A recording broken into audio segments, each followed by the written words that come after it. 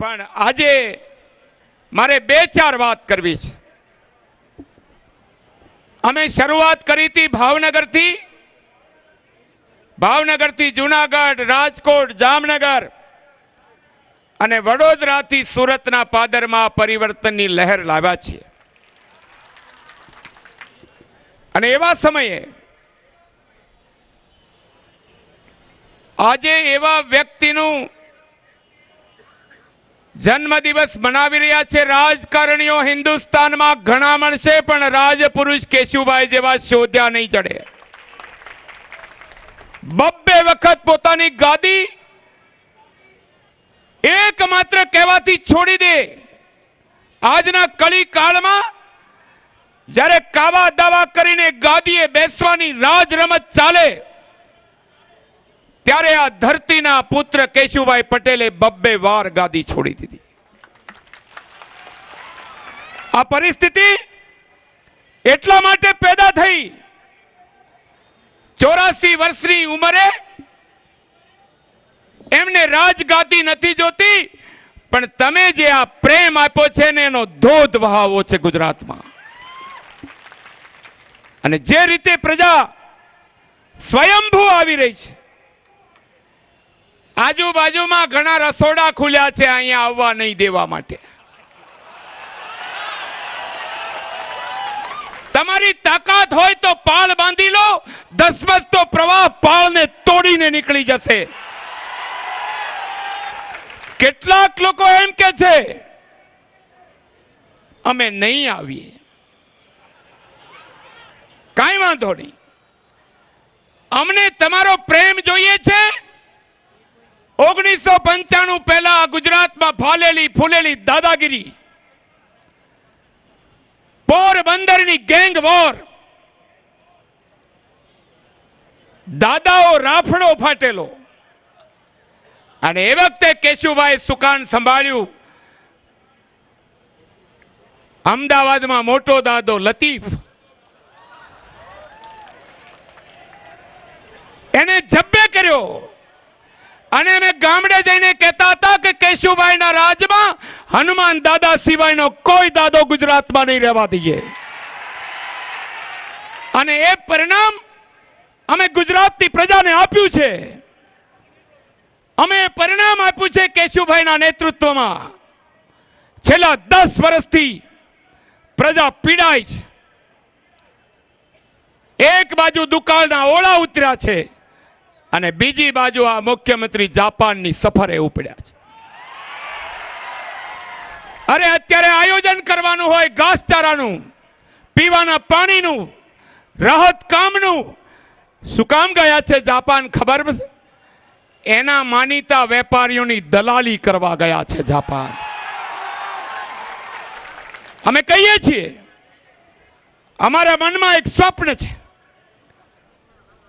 સત્તાનું પરિવર્તન નથી કરવું, વ્યવસ્થાનું પરિવર્તન કરવું છે. વ્યવસ્થાનું, માત્ર સત્તા નહીં.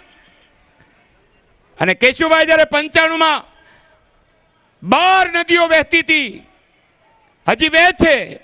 નર્મદા, મહી, મેશ્વો, ઢાઢર, સાબરમતી, કેરી, કાળુભાર, એના કિનારા બાંધીને 84 લાખ વીઘામાં કેનાલ વહેતી કરવી છે. કરો પરિવર્તન, કેનાલ વહેતી કરવી છે. ખેડૂતો 4.5 લાખ વીજળીની રાહ જોવે છે.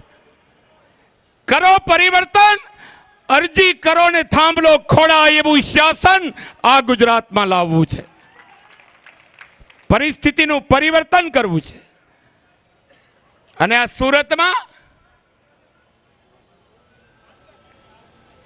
6 વર્ષથી મેડિકલ હોસ્પિટલ માટે આખો સમાજ ઘૂંટણિયા ટેકતો હતો.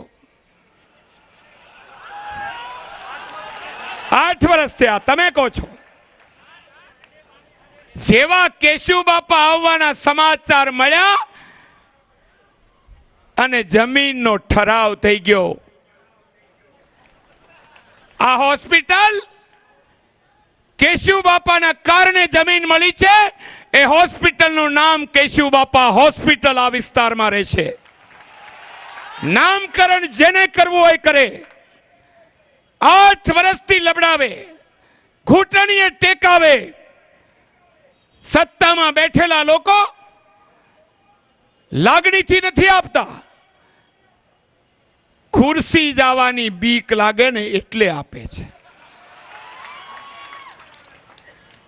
મારે આપણે આ સુરતના જનતા 2008માં મંદી આવી,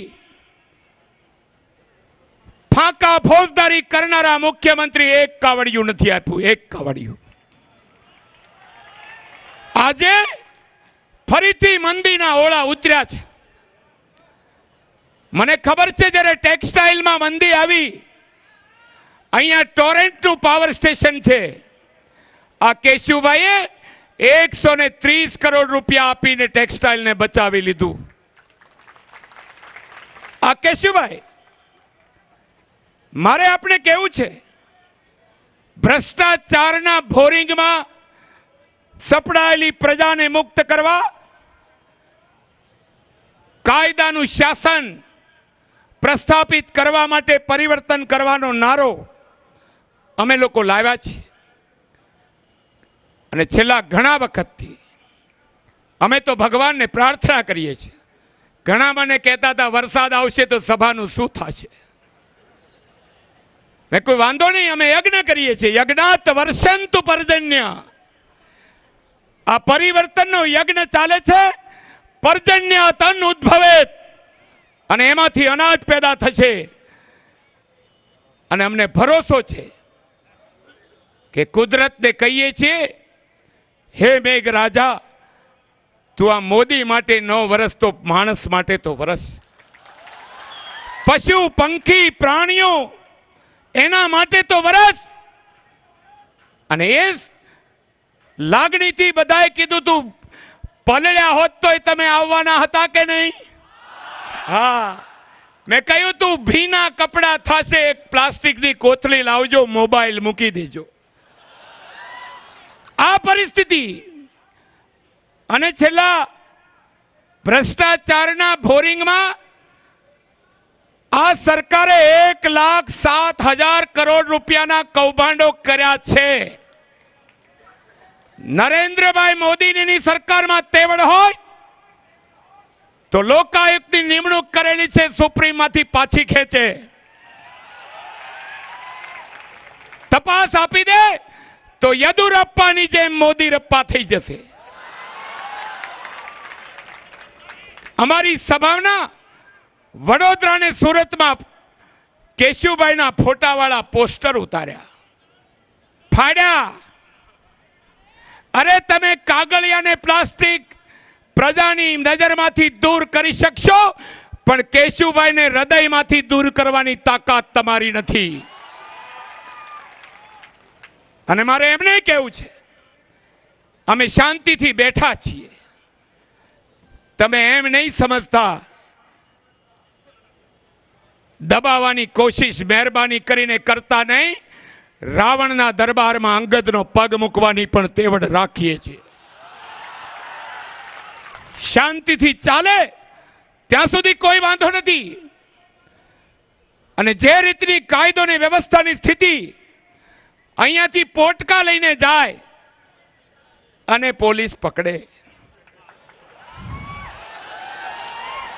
ગુનેગારોને પકડવાના નહીં, પેટીયું રળીને માથે પોટકા બાંધીને જાનારા મહેનતકશ માણસોને કાયદાના દંડા નીચે 200-500 પડાવવાની મહેરબાની કરીને આ બંધ કરી દેશો. સત્તા કોઈની ક્યારેય કાયમી થઈ નથી. અમે કહેવા માંગીએ છીએ, આ વિસ્તારમાં પાણીનું ટીપું નથી. મતની જોડીઓ ભરીને લઈ ગયેલા ભાજપના નેતાઓ ચૂંટણી પહેલા પાણી આપી દેજો, નહીં તો ઉખાડીને આ વિસ્તારની પ્રજા ફેંકી દેશે. અમે એટલું કહ્યું હતું કે ગુજરાતમાં જે પ્રકારની પરિસ્થિતિ પેદા થઈ, હમણાં સરદાર સાહેબની જમીન વેચાઈ ગઈ, ગાંધીજીની પણ ગઈ, એક મંત્રીના સગાએ લીધી. કેમ આવું થાય છે? અરે અરે સરદાર સાહેબનું પુસ્તક લખ્યું હતું જસવંતસિંહે, જેને હું વાઇસ પ્રેસિડેન્ટ બનાવવા નીકળ્યા છે ભાજપ વાળા, એને નરેન્દ્રભાઈ આ પુસ્તકનું બાન મૂક્યું હતું ગુજરાતમાં. મારા રાજ્યમાં જસવંતસિંહનું પુસ્તક નહીં વેચાવા દઉં. અરે પુસ્તક નહીં, તમારી છાતી ઉપર ઉમેદવાર થયા ડેપ્યુટી આપણા ઉપરાષ્ટ્રપતિ, અને સુભાષચંદ્ર બોઝની ટોપી પહેરે. એમ સુભાષ બોઝ નહીં થવાય. જુઠ્ઠાણા ચલાવીને ગુજરાતની પ્રજાને લૂંટી છે. અમે શું કામ પરિવર્તન કરવા માંગીએ છીએ? નર્મદાની કેનાલ ના ધોરિયા કરીને ગુજરાતમાં વહેતી કરવી છે, ધરતીને પાણી પાવું છે. ગરીબ માણસનો દીકરો 1 રૂપિયા વગર ડોક્ટર ને એન્જિનિયર બને, એના માટેની આ લડાઈ છે. માણસ ગરીબીમાં પીડાય છે ત્યારે એની મુશ્કેલીઓમાં મદદ કરવા માટે આખી પરિસ્થિતિ બદલવી છે. અને મારે બીજી એક વાત કરવી છે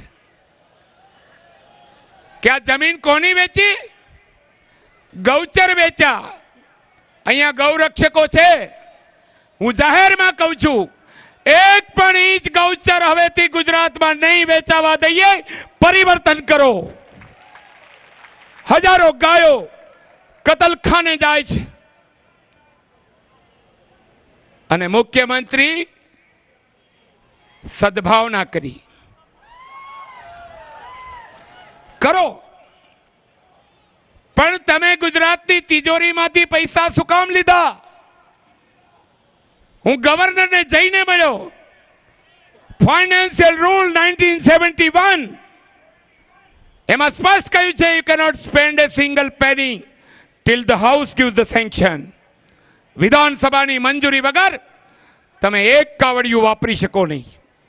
આ સરકાર ગવર્નરને જવાબ નહોતી આપતી. ફરીથી હું ગવર્નર સાહેબને મળ્યો ત્યારે શું જવાબ આપ્યો ગવર્નરે ખબર છે? કાગળ છે મારી પાસે.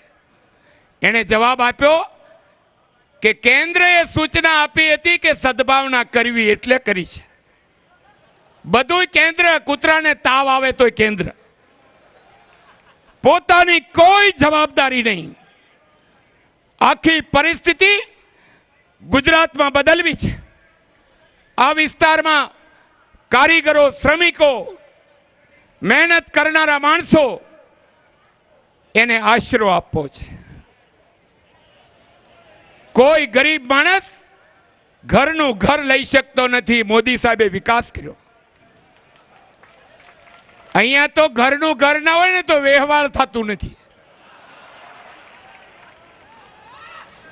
દરેક માણસને માથે ઢાંકવા ઘર મળી શકે, બેકાર યુવાનોને કામ મળી શકે. અને આ સરકાર છેલ્લા 10 વર્ષથી એમ કહેવા માટે હવે નવો નારો લાવ્યા, અમે પરિવર્તન ચાલુ કર્યું એટલે એને પુનરાવર્તન ચાલુ કર્યું. શું કામ? નકલી એન્કાઉન્ટરોનું પુનરાવર્તન કરવું છે. કહો તો ખરા. 12 પોલીસ અધિકારીઓ જેલમાં. તમને શરમ નથી આવતી? બાળકો ખોવાયા છે એનું પુનરાવર્તન કરવું છે. ખેડૂતોની આત્મહત્યા થાય છે એનું પુનરાવર્તન કરવું છે તમારે. પીવાના પાણીના ફાંફા પડતી પ્રજા, નર્મદાના કામ નથી થતા એનું પુનરાવર્તન કરવું છે. હરેનભાઈ પંડ્યાની હત્યા જેવું બીજી કોઈની હત્યા કરવી છે? સંજયભાઈ જોશીની જેમ કોઈ બીજાને કાઢી મૂકવા છે? શેનું પુનરાવર્તન કરવું છે? કહો તો ખરા. તમે 10 વર્ષમાં અહીંયા બેઠેલા લોકો યાદ કરીને કહો કે 1 પણ રૂપિયાનું ગરીબ માણસને કઈ આપ્યું હોય તો.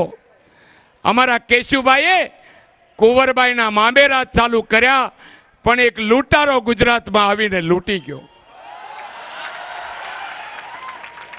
અમારા કેશુભાઈએ 2 રૂપિયા કિલો ઘઉં આપ્યા.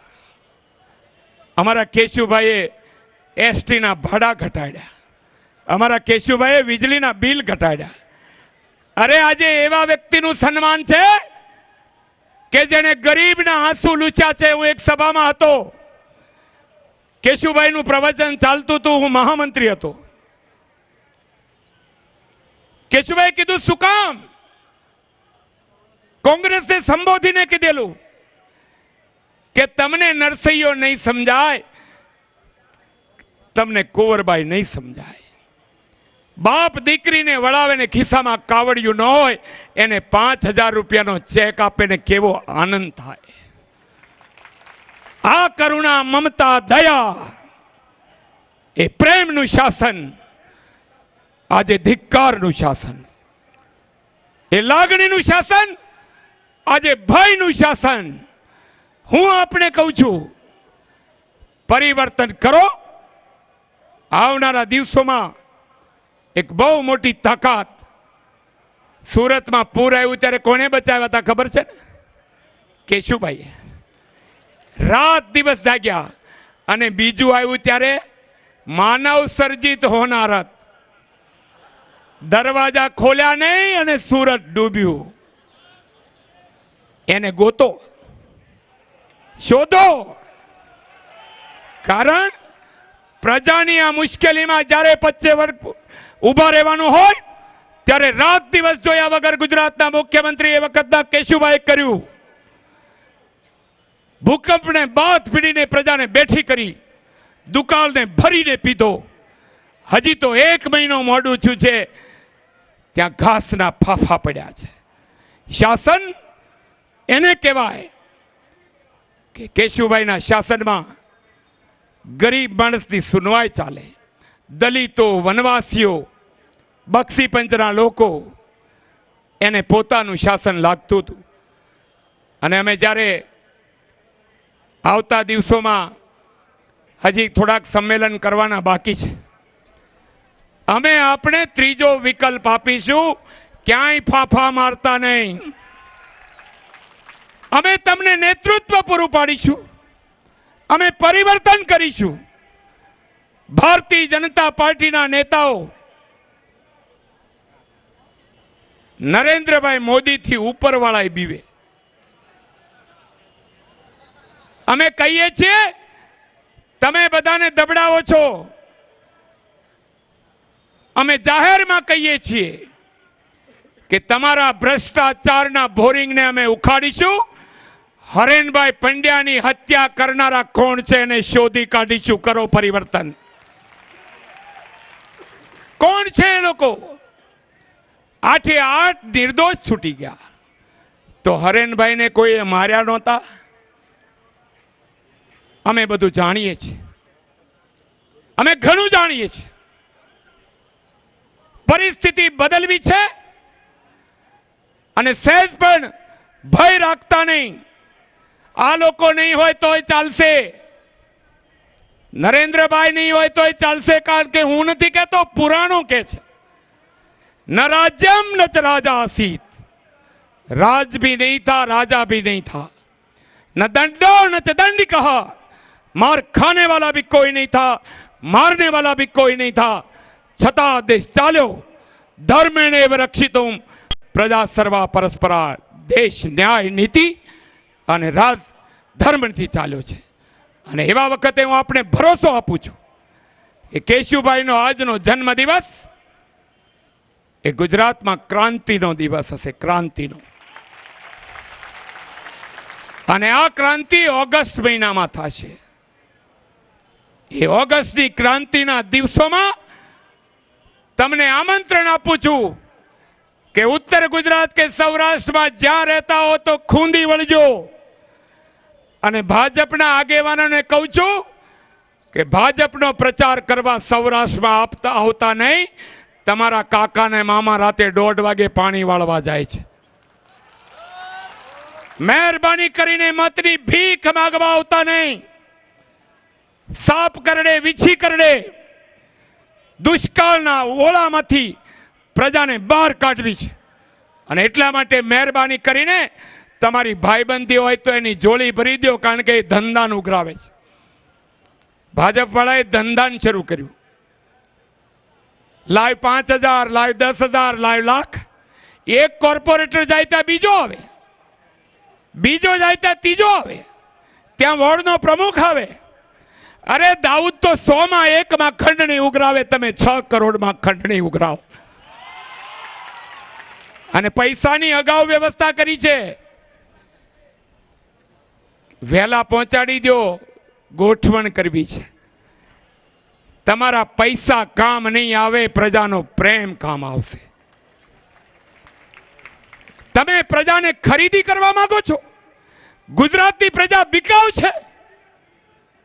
અરે એને જેને પરિવર્તન કર્યું, ગાંધી, સરદાર વલ્લભભાઈ પટેલ, એની ભૂમિમાં રૂપિયાથી ખરીદવા નીકળેલા ભાજપના નેતાઓ તમારા પૈસા તો લઈ લેશે, પણ સિક્કા નહીં મારે પ્રજા.